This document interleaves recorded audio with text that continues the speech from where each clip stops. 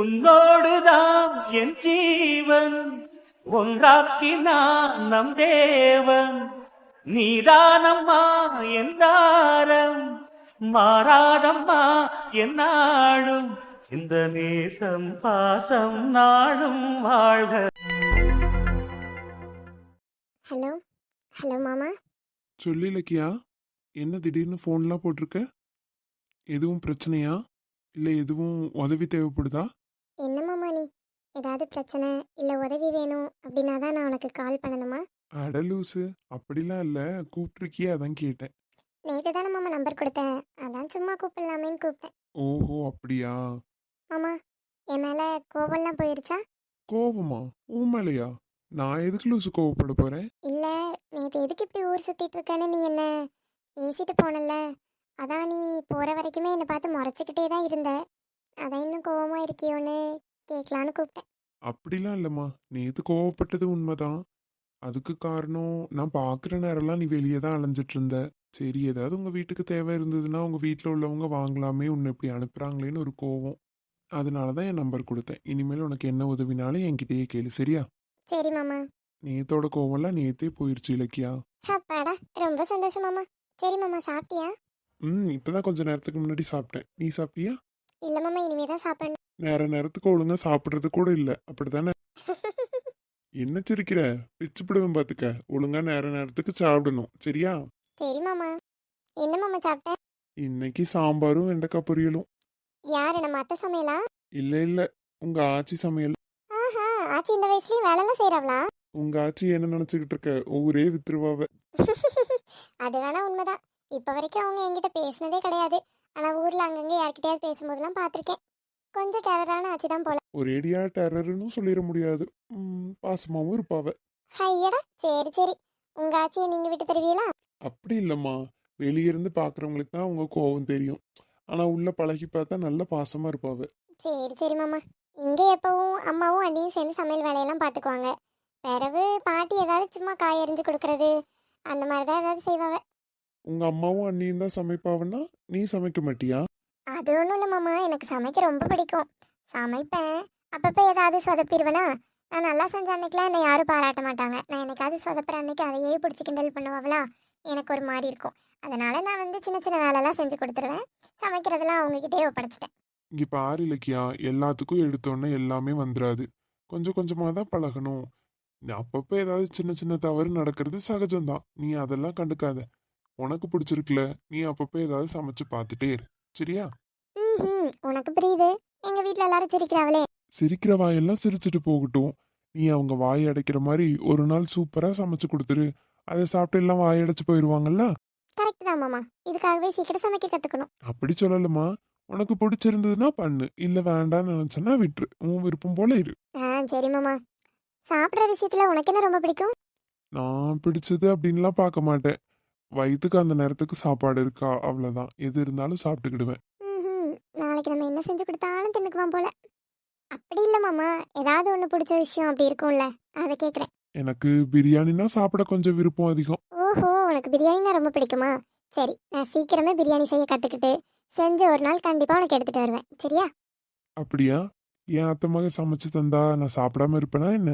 நீ எப்பனாலும் சீக்கிரம் கற்றுக்கிட்டு செஞ்சு கொண்டு வா, நான் சாப்பிட்றேன். சீக்கிரம் நீ காத்துக்கிட்டே இரு. இலக்கியா செஞ்ச பிரியாணி உன்னை தேடி வரும். சரி இலக்கியா, நாளைக்கு தானே குலதெய்வ கோயில்ல பொங்கல் வைக்கிறதா சொன்னேன். ஆமா மாமா, நாளைக்கு தான். நீங்க மட்டும்தான் போறீங்களா, இல்ல அந்த அடங்காதவளும் வருவாளா? அடங்காதவளா? யாரு மாமா? அதான் உங்க அக்கா ஆதிரா. ஏய், எதுக்கு திடீர்னு எங்க அக்காவை அடங்காதவன் சொல்ற? ஏன் உனக்கு தெரியாதா? சின்ன வயசுல இருந்து அவளுக்கு எனக்கும் ஆகவே மாட்டேங்குது இப்போ வரைக்கும். ஏன்னே தெரியல. சரி விடு விடு. வீட்டில் எல்லாரும் ஒன்று போலவா இருப்பாங்க, ஒவ்வொருத்தரும் ஒவ்வொரு மாதிரி தான் இருப்பாவ. நீ எப்படி உங்கள் ஆச்சியை பற்றி சொன்னியோ அதே மாதிரி தான் எங்கள் அக்காவோட குணமும், தெரியுமா? வெளியிருந்து பார்க்குறவங்களுக்கு தான் அவள் கோவம் பெருசாக தெரியும். ஆனால் பழகினவங்க பிடிச்சவங்களுக்காக உயிரையே கொடுப்பா எங்கள் அக்கா. அது என்ன உங்க ஆச்சி? உனக்கு அவிய ஆச்சி கிடையாதா? அவியளவு எனக்கு ஆச்சி மாதிரி பேசணும்னு ஆசை தான், எங்கே நடக்குது? அதெல்லாம் சீக்கிரம் அப்பாவும் ஆச்சியும் மனசு மாதிரி பேசுவாவ, சரியா? எல்லாம் நல்லதாவே நடக்கும். சரி சரி மாமா, நடந்தா சந்தோஷம்தான். அக்காவை பற்றி கேட்டிங்கல்ல, அவள் இன்னைக்கு ராத்திரி பஸ் ஏறிடுவா. குடும்பமாக கோயிலுக்கு வந்து பொங்கல் வைக்கிறோம் தான் வேண்டியிருக்காங்க போல. அதனால அவளையும் வர சொல்லியிருக்காங்க. சரி சரிம்மா, பார்த்து பத்திரமா போயிட்டு வாங்க என்ன. சரி மாமா. சரி இலக்கியா, நான் பிறகு ஃபோன் அடிக்கட்டா? ஏன் மாமா வேலை எதுவும் இருக்கா? ஆமாண்டா, நான் வெளியே போகணும், அதுக்காக தான் கிளம்புனேன். நீ ஃபோன் அடிச்சியா? சரி உன்கிட்ட ஒரு வார்த்தை பேசிட்டு போயிடலான்னு உட்காந்துருக்கேன். சரி மாமா, பார்த்து பத்திரமா போயிட்டு வா. சரிம்மா. டாடா. டாடா. அப்பாடா, இத்தனை வருஷத்துல நேரில் பார்த்தா மட்டுமே மாமாட்ட பேசிட்டு இருந்தேன். தடவை ஃபோன் பண்ணி பேசியிருக்கேன். மனசுக்குள்ள அத்தனை பட்டாம்பூச்சி பறக்குது மாதிரி இருக்கு. Jolly jolly. என்னங்க, பாத்தீங்களா? என் மகன் கல்யாணத்துக்கு ஒத்துக்கிட்டான். அதான் கமலா, எனக்கே ஆச்சரியமா இருக்கு. உன் மகனா ஒத்துக்கிட்டது? ஆமா, என் மகன் தான். என் பேச்ச மீறி நடந்துருவானா சொல்லுங்க? இவ்வளவு நாள் உன் மகனை நினைச்சு வருத்தப்பட்டுக்கிட்டே இருந்த, அதான் கல்யாணத்துக்கு ஒத்துக்கிட்டானே. இனிமேல் சந்தோஷப்பட்டுட்டே இருப்ப அதானே? கடவுளே, இந்த கல்யாண பேச்சு எடுத்தாலே எனக்கு பிடிக்க மாட்டேக்கு. அம்மா பாவம் கஷ்டப்படுறாங்கன்னு சரின்னு சொல்லிட்டேன். இதையே தான் பேசிட்டு இருக்காவ. ஏன்பா அர்ஜுன், எத்தனை தடவை அப்பா உங்ககிட்ட பேசியிருப்பேன். அப்பெல்லாம் முடியவே முடியாது, எனக்கு கல்யாணத்துல விருப்பமே இல்லைன்னு சொன்னேன். உங்க அம்மா கேட்ட உடனே ஒத்துக்கிட்ட. ஏங்க நீங்க வேற, நான் கேட்ட உடனேவா ஒத்துக்கிட்டான்? எத்தனை தடவை கேட்டிருப்பேன், கடைசியில தான் ஒத்துருக்கான். அது ஒன்றும் இல்லைப்பா, எனக்கு கல்யாணத்தில் விருப்பம் இல்லாமலாம் இல்லை. என்னை நம்பி ஒரு பொண்ணை கூட்டிகிட்டு வந்து அந்த பொண்ணை நான் நல்லபடியாக பார்த்துக்கிடுவேனா, அவளை புரிஞ்சு நடந்துக்குவேனான்னு எனக்கு சரியாக தெரியல. அதனால தான் சரி, கொஞ்ச நாள் போகட்டும்னு பார்த்தேன். அதெல்லாம் ஒரு குறையும் இல்லாமல் நீ நல்லபடியாக மருமகளை பார்த்துக்கிடுவ தம்பி. நம்ம வீட்டுக்கு வரப்போகிற மருமகளுக்கு எல்லா வசதியும் நம்ம வீட்டில் இருக்குது. அது போக உனக்கு அக்கா தங்கச்சி அண்ணன் தம்பின்னு யாருமே கிடையாது. நீ ஒருத்தன் தான், எங்களுக்கு ஒரே பையன்தான். உன் சந்தோஷம் எதுவோ அதுதான் எங்கள் சந்தோஷம். நாளைக்கு வரப்போகிற மருமகளுக்கு என்ன வேணும்னு கேட்டாலும் வாங்கி தர நிலமையில தான் நம்ம எல்லாருமே இருக்கோம். அது போக எங்கள் மகன் அர்ஜுனை பற்றி எங்களுக்கு நல்லாவே தெரியும். உன்னை நாங்கள் சின்ன வயசுலேருந்து பார்க்குறோம். நீ எவ்வளோ அன்பானவன்னு எங்களுக்கு தெரியும். எங்ககிட்டயே இவ்வளோ அன்பா அக்கறையாக இருக்கும்போது உன் ஒய்ஃப் கிட்ட அப்படி இருக்க மாட்டியாப்பா? அதெல்லாம் தாராளமாக நீ மருமகளை நல்லாவே பார்த்துக்குவ. ஆ, சரிப்பா. நீங்க சொன்ன மாதிரி தான் நானும் ஒருத்திய உருகி உருகி காதலிச்சேன். அவளுக்கு வேணுங்கிறது எல்லாம் பார்த்து பார்த்து பண்ணேன். அவ என் கூடயே காலம் முழுக்க இருப்பான்னு நினச்சி அவ்வளோ நம்பிக்கையாக வாழ்ந்துட்டு இருந்தேன். ஆனால் திடீர்னு ஒரு நாள் எனக்கு இடியே தர மாதிரி ஒரு விஷயத்த சொல்லிட்டு என்னை விட்டு போயிட்டா. எனக்கு நாளைக்கு வரப்போகிறவளும் அப்படி தான் இருப்பா. நான் என்னதான் அன்பு பாசம் காட்டினாலும் ஒரு நாள் என்னை விட்டுட்டு போயிடுவா. ஆனால் நீங்கள் ரெண்டு பேரும் அப்படி இல்லை. நான் பிறந்ததுலேருந்து நான் ஒருத்தன் தான் உங்களுக்கு உலகமாக இருக்கேன். எனக்கு கல்யாணம் ஆகக்கூடாதுன்னு தான் நான் நினைக்கிறேன். அப்படியே கல்யாணம் நடந்தாலும் நான் அவகிட்ட அன்பாவோ பாசமாவோ இருக்க மாட்டேன். தம்பி, இந்த கதையெல்லாம் பேசிட்டு உன்கிட்ட ஒரு முக்கியமான விஷயம் சொல்ல மறந்துட்டேன் பாரு. அது என்ன விஷயமா? அது ஒன்றும் இல்லையா, இன்னைக்கு ராத்திரி நம்மளாம் ஊருக்கு கிளம்புறோம். ஊருக்கா? எந்த ஊருக்குமா? திருநெல்வேலிக்கு போறோம் நம்ம எல்லாரும். திருநெல்வேலிக்கா? எதுக்குமா அங்க? நீங்க என்கிட்ட சொல்லவே இல்லை. சொல்லணும்னு நினைச்சிட்டே இருந்தையா, நேத்து நீ கல்யாணத்துக்கு ஒத்துக்கிட்ட ஆனந்தத்துல இதை மறந்தே போயிட்டேன் பாரு. அந்த ஊர்ல யாருமா இருக்கா? பாத்தியா, அங்க யார் இருக்காங்கன்னு கூட உனக்கு தெரியல. அந்த அழகுல நாங்க வளர்த்துருக்கோம். உனக்கு முருகன் மாமா ஞாபகம் இருக்கா? முருகன்? தெரியலையேம்மா, யார் அவங்க? உங்க அப்பாவுக்கு சின்ன வயசுல இருந்து அவர் நண்பர். எங்களுக்கு நிறைய உதவி செஞ்சிருக்காரு. நீ கூட கேப்பியே, நான் எந்த ஊர்ல பிறந்தேன்னு. அங்கதான் ஒரு கிராமத்துல பிறந்தேன். நம்ம அங்கதான் இருந்தோம். உனக்கு ஒரு 5 வயசு வரைக்கும் அங்கதான் இருந்திருப்போம். அதுக்கு பிறகுதான் நாங்க உன்னை இங்க தூக்கிட்டு வந்துட்டோம். ஓஹோ, அப்படியாம்மா. ஆனா அவிய யாருன்னு எனக்கு ஞாபகம் வரல. அதுக்கு பிறகு நம்ம ஒரு தடவை கூட திருநெல்வேலிக்கு போன மாதிரி எனக்கு நினைவே இல்லையே. ஆமா அர்ஜுன், அந்த நேரத்துல அந்த ஊர்ல ரொம்ப பஞ்சம். அதனால அந்த ஊர் மக்கள் எல்லாம் வெளியூருக்கு போய் பிழைக்கிறதுக்காக போனாங்க. நிறைய வீட்டில் மனைவி குழந்தைகள் மட்டும் வீட்டில் இருப்பாங்க. கணவர் மட்டும் எங்கேயாவது போய் வேலை செஞ்சு எடுத்துட்டு வந்துட்டு இருந்தாரு. உங்க அப்பாவும் சரி நானும் சரி ஒரு நாள் கூட ஒருத்தர் பிரிஞ்சதே இல்லை. அப்படி இருக்க சூழ்நிலையில இவர் மாசத்துல ஒரு நாள் வந்து என்ன பார்க்கறதோ இல்லை உன்னை பார்க்கறதோ எனக்கு விருப்பம் இல்லை. அதனால நீங்க எந்த ஊருக்கு போனாலும் பரவாயில்ல, நானும் உங்க கூடயே வருவேன்னு சொல்லி கிளம்பிட்டேன். ஆனா அந்த நேரத்துல உங்க அப்பா வேண்டாம், நான் 1 மாசமாவது ஊர்ல போய் வேலை செஞ்சுட்டு வரேன், நமக்கு இருக்க ஒரு வீடு எல்லாம் பார்த்துட்டு வரேன்னு தான் சொன்னாரு. நான் இல்லை, நானும் உங்க கூட வந்தே அவனு கையோட வந்துட்டேன். அப்புறம் இந்த ஊருக்கு வந்து ரொம்ப கஷ்டப்பட்டோம். ஆரம்பத்துல தங்க இடம் இருக்காது, சாப்பிட்றதுக்கு ஒழுங்கா சாப்பாடு இருக்காது. அதுக்கப்புறம் தான் அப்பாவுக்கு ஒரு கம்பெனில வேலை கிடைச்சது. அது ஒரு சின்ன கம்பெனி தான். அங்கதான் முத அப்பா வேலைக்கு போயிட்டு இருந்தாவ. அப்புறம் படிப்படியாக வளர்ந்து இப்போ பெரிய கம்பெனி வச்சு நல்ல வீடு சொத்துன்னு நல்ல வசதியோடு நம்ம இருக்கோம். உங்க அப்பா வேலை வேலைன்னு பார்த்துட்டே இருந்ததுனால நம்ம சரியா ஊருக்கு போக முடியாம ஆயிடுச்சு. ஆனா ஒவ்வொரு தடவையும் முருகனை ஃபோன் பண்ணி ஊருக்கு வர சொல்லி கூப்பிட்டுட்டே இருப்பாவ. நம்மளால தான் போக முடியல. அதான் இந்த வருஷம் இப்போ போகலான்னு ஒரு முடிவு எடுத்திருக்கோம். என்னம்மா நீங்கள் இன்னைக்கு நைட்டு கிளம்புறது இப்போ மார்னிங் சொன்னால் என்னம்மா பண்ணுறது? நான் நிறைய ஷெட்யூல் போட்டு வச்சுருந்தேன், அதெல்லாம் கொலாப்ஸ் ஆயிரும். தம்பி, உன்னை என்னாலும் நாங்கள் கூப்பிடுறதில்ல. நாங்களே இப்பதான் இத்தனை வருஷம் கழிச்சு நம்ம ஊரெல்லாம் போய் பார்க்கணும், அந்த குடும்பத்தை உனக்கு அறிமுகப்படுத்தி கொடுக்கணும். இத்தனை வருஷம் அறிமுகப்படுத்தாமையே விட்டுட்டோமேன்னு எங்களுக்கே ஒரு மாதிரி தோணி தான் ஊருக்கு போகலான்னு முடிவெடுத்திருக்கோம். இந்த நேரத்தில் நீ இப்படி சொல்லாதயா. நீ எங்க கூட வா மக்களே. ம், ஓகேம்மா. நீங்களும் ரொம்ப வருஷம் கழித்து ஊருக்கு போகணுன்னு நினைக்கிறீங்க, அது என்னால் தடையாக இருக்க வேண்டாம். நான் ஆஃபீஸ் போய் கொஞ்சம் பெண்டிங் ஒர்க்கெல்லாம் ஃபினிஷ் பண்ணிட்டு என்னோடய ஷெட்யூலை யாருக்காவது மாற்றி அரேஞ்ச் பண்ணிவிட்டு நான் வந்துடுறேன். ஏங்க, அர்ஜுன் வரேன்னு சொல்லிட்டான். ஆமாம் கமலா, நம்ம ஊருக்கு வரமாட்டேன்னா நம்ம மகன் சொல்ல போகிறான். அவனும் இப்போ விட்டால் எப்போ நம்ம ஊரெல்லாம் பார்ப்பான். தம்பி, உனக்கு வேணுங்கிற துணியை மட்டும் எடுத்து பேக் பண்ணிக்கையா. வேணுங்கிற துணியா? அம்மா, இன்னைக்கு நைட் கிளம்பிட்டு மார்னிங் ரீச் ஆகிட்டு நாளைக்கு நைட் கிளம்பிட மாட்டோமா? அர்ஜுன், சாட்டர்டே சண்டே ஆஃபீஸே நமக்கு லீவு தானே. அதான் நம்ம ஒரே நாளில் திரும்பி வர்றதுக்கு ஒரு 2-3 நாள் அங்கேயே ஸ்டே பண்ணலான்னு நினைக்கிறோம். இன்னைக்கு நைட் நம்ம கிளம்பிட்டோம்னா மார்னிங் நம்ம ரீச் ஆயிடுவோம். ஸோ ஃப்ரைடே சாட்டர்டே சண்டே 3 நாள் அங்கே இருந்துட்டு சண்டே நைட் கிளம்பி வந்துடலாம். ஐயோ, என்னம்மா நீங்கள் 3 டேஸ் அங்கே ஸ்டே பண்ணணுமா? எனக்கு புது இடம் டக்குன்னு கம்ஃபர்டபுள் ஆகாதுமா. தம்பி, யாரோ இல்லைப்பா, அது உங்கள் அப்பாவோட ஃப்ரெண்டு, உனக்கு மாமா, நீ சகஜமாக நம்ம வீடு மாதிரி இருக்கலாம். ஐயோ, நான் அப்படி சொல்லலப்பா. என்னதான் இருந்தாலும் அது புது இடம் எனக்கு. ப்ளீஸ் அர்ஜுன், அம்மாக்காக தயவு செஞ்சு ஒத்துக்கோ.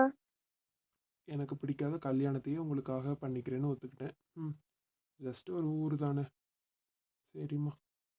சரி, ஓகேம்மா. உங்களுக்கும் அப்பாவுக்கும் அதான் விருப்பம்னா அந்த மாதிரியே செஞ்சுக்கலாம்.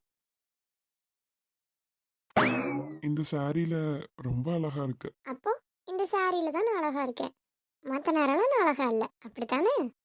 ஐயோ, அப்படி யார் சொன்னா? இந்த சேலை நீ உடுத்தி இருக்கனால தான் அந்த சேலைக்கே ஒரு அழகு. என்னெல்லாம் சொல்லி சமாளிக்க வேண்டியிருக்கு. நிஜமாவா? அட உண்மையா? உன் மேல சத்தியமா? ஆ, எதுக்கு என் மேலே சத்தியம் பண்ற? உன் மேலே சத்தியம் பண்ணு. ம், பொய் சத்தியம் பண்ணி பிறகு எனக்கு ஏதாவது ஆயிட்டுனா? என்ன சொன்ன, என்ன சொன்ன? பொய் சத்தியமா?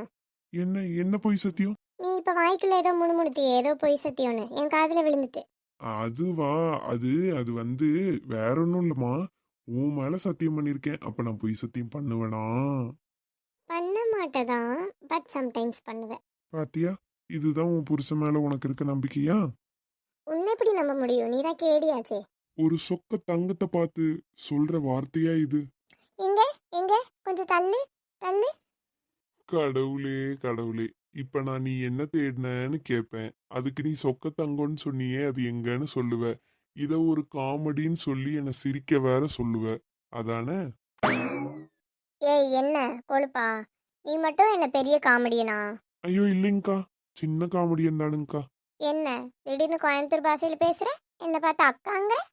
ஆட ஒன்றும் இல்லைங்க, மரியாதைங்க. அப்படிங்களாங்க தம்பி. சரிங்க தம்பி. ஏனுங்க நீ, நீங்க கோயம்புத்தூர் பாஷைன்னு நினைச்சுக்கிட்டு வேற என்னமோ பாஷை பேசிட்டு இருக்கிறீங்க போல. எங்களுக்கு இப்படித்தானுங்க வரும், நீங்க அட்ஜஸ்ட் பண்ணிக்கோங்க. சரிங்க நீ. ஆட எதுக்குங்க அம்மனி காக்க பாக்கன்னு சிரிச்சுட்டு இருக்கிறீங்க? மூடிட்டு ஒழுங்கா பேசு, பிச்சு பிடுவேன். ம், ஒழுங்கா பேசணுமா? ஆமாண்டா கரிச்சட்டி மண்டை. உனக்கு மட்டும் என்ன வெள்ளை சட்டி மண்டை மாதிரியா இருக்கு, உனக்கும் கறி சட்டி மண்டை தாண்டி. ஹலோ ஹலோ, நாங்கள் கொஞ்சம் கலர் சரிங்களா? எங்கள் தலைமுடி மட்டும்தான் பிளாக்காக இருக்கு. உங்களை மாதிரியா உடம்பெல்லாம் பிளாக்காக இருக்கா? அட ஆமாண்டி, பொண்ணுங்கெல்லாம் முகத்தை கலரா வச்சுக்கணுங்கிறக்காக கண்ட கண்ட சோப்பு, சீரம், க்ரீமு, சன்ஸ்கிரீனு, மாய்ஸ்சரைசரு, லொட்டு லோசுக்குன்னு என்னென்னமோ போடுறீங்க. ஆனா பசங்க அப்படியா? வெளியே போனா பவுடர் கூட போட மாட்டோம். நாங்கெல்லாம் இயற்கையான அழகுடி, உங்களை மாதிரி செயற்கை அழகு இல்ல. அது வந்து நிறுத்து நிறுத்து. உன் கூட குடும்பம் நடத்துற எனக்கு தெரியாதா நீ என்ன பதில் சொல்லுவேன்னு? இது வந்து செல்ஃப் க்ரூமிங், எங்களை நாங்களே அழகுபடுத்திக்கிறோம், அதைத்தானே சொல்லுவேன். எங்களுக்கெல்லாம் அப்படி அழகுபடுத்த தேவையே இல்லை, ஏன்னா ஆண்கள் பிறப்புல இருந்தே அழகு. ஐயோ ஐயோ ஐயோ, தாங்க முடியலப்பா உன் பேச்சு. அதானே, பொண்ணுங்களுக்கு உண்மையெல்லாம் சொல்லிட்டா தாங்க முடியாதே. நீ கொஞ்சம் மூடு சரியா? அப்படி ஒன்றும் நான் நிறையாலாம் யூஸ் பண்ண மாட்டேனே. அப்படி என்ன எனக்கு பொருள் நீ வாங்கி தந்த? மிஞ்சி போனால் ஐலைனர் வாங்கி தந்திருப்ப, காஜல் வாங்கி தந்திருப்ப, அப்புறம் ஒரே ஒரு க்ரீம் வாங்கி தந்திருப்பேன். அவ்வளோதான் நான் யூஸே பண்ணுவேன். நான் அதாச்சும் யூஸ் பண்றேனா? உன்னை யார் யூஸ் பண்ண வேணாம்னு சொன்னா? என்னோட க்ரீமு, என் லிப்ஸ்டிக்கு, ஐலைனர், காஜல் எல்லாத்தையும் போட்டுக்கோ. அப்படி நான் போட்டுட்டு இருந்தேன்னு வையேன், பாக்குறவங்க என்ன அரவிந்தா பார்க்க மாட்டாங்க. உன்னை எப்படி பார்த்தா எனக்கு என்ன? நீ தானே சொல்கிற நான் நிறைய மேக்கப் போடுறேன்னு. நீயும் போட்டுக்கோ, நான் போட வேணாம்னு ஒன்றும் உனக்கு தடுக்கலையே. நீ ஒன்றும் தடுக்கல தான், ஆனா பசங்களுக்கு அதுலலாம் இன்ட்ரெஸ்டே இல்லம்மா. ஆஹா, இல்லைன்னா போயிட்டு போகுது, எனக்கு என்ன? பாரு பாரு, இப்ப கூட கண்ணில் ஏதோ பூசி தான் வச்சிருக்கு. அப்படியே கையை பிடிச்சி முறுக்குனேன்னு வையேன், லவ் பண்ணும்போது மட்டும் என் கண்ணில் நான் ஐலைனர் போட்டிருந்தா அப்படியே உன் கண் விழியிலேயே நான் மயங்கிடுறேன், விழுந்துடுறேன், குழிக்குள்ளே விழுந்துடுறேன், நிற்க முடியல, நடக்க முடியல, நீ கண்ணாலேயே என்னை கொல்றேன்னு என்ன பேசுன? இப்போ பார்த்தியா கல்யாணம் முடிஞ்சதுக்கப்புறம் என்னை எப்படி பேசுகிறேன்னு? அது அது வந்து லவ் பண்ணும்போது உன்னை இம்ப்ரெஸ் பண்றதுக்காக அப்படி இப்படின்னு போய் சொல்றதுதான். அதை போய் நம்பிட்டியே. பாத்தியா பாத்தியா, அப்போ நிறைய பொய் சொல்லி என்னை ஏமாத்திருக்க. சி, இப்போதான் உன்னோட சுயரூபம்லாம் எனக்கு தெரியுது. ஹலோ ஹலோ, கொஞ்சம் நிறுத்து. இப்ப எதுக்கு திடீர்னு சீரியல் எல்லாம் வர மாதிரி உன் சுயரூபம் இன்னைக்கு தான் தெரியுதுன்னுலாம் டைலாக் விட்டுட்டு இருக்க? என் கண்ணுக்கு என் பொண்டாட்டி எப்பவும் அழகுதான். நீ சேலை உடுத்தினாதான் அழகு, நல்ல ட்ரெஸ் போட்டாதான் அழகுன்னு இல்லை. நீ கிழிஞ்ச ட்ரெஸ்ஸை போட்டுட்டு பைத்தியக்காரி மாதிரி இருந்தாலும் நான் உன்னை தான் ரசிப்பேன். ஆ, ஆளை பாரு, அதுக்காக நான் கிழிஞ்ச ட்ரெஸ் போட்டு பைத்தியக்காரி மாதிரி சுற்றணுமா? சேச்சே, அதுக்காக இதுக்கு நீ கிழிஞ்ச ட்ரெஸ் எல்லாம் போடணும்? அப்படி போடாம இருந்தாலுமே பார்க்க பைத்தியக்காரி மாதிரி தான் இருப்ப. ஓ, உன் கண்ணுக்கு நான் பைத்தியக்காரியா தெரியறேனா? அப்போ என் புருஷன் நீ தானே, நீயும் பைத்தியக்காரன் தான். ஆமா, நான் பைத்தியக்காரன் தான். யார் இல்லைன்னு சொன்னா? நீ தானே என்ன பைத்தியமாக்குன. நான் என்ன பைத்தியமாக்குனேன் உன்னை? உன்னை எனக்கு ரொம்ப ரொம்ப பிடிக்கும். நீ பண்ற சின்ன விஷயத்துல இருந்து பெரிய விஷயம் வரைக்கும் எல்லாத்தையும் நான் பார்ப்பேன், ரசிப்பேன். உன் மேல அளவு கடந்த அன்பு காட்டி காட்டியே நான் பைத்தியம் மாதிரி ஆயிட்டேன். அப்பப்போ இந்த மாதிரி ஏதாவது சொல்லி சொல்லி நான் நம்ப வச்சிரு. போய் இல்லம்மா, நிஜம்தான். லவ் யூடி பொண்டாட்டி. லவ் யூ டூடா பைத்தியக்காரா. இத்தனை கோடி ஜன்மம் உயிர் வந்தது உன்னையும் தேடி. ஒப்பனை ஏதும் இல்லா உனை விட்டெங்கு சென்றிடும் ஓடி. நாடி உன்னை கூடி வரும் இன்பத்தில் போறேனே ஆடி. ஏனடி நீ என்ன இப்படி ஆக்குன?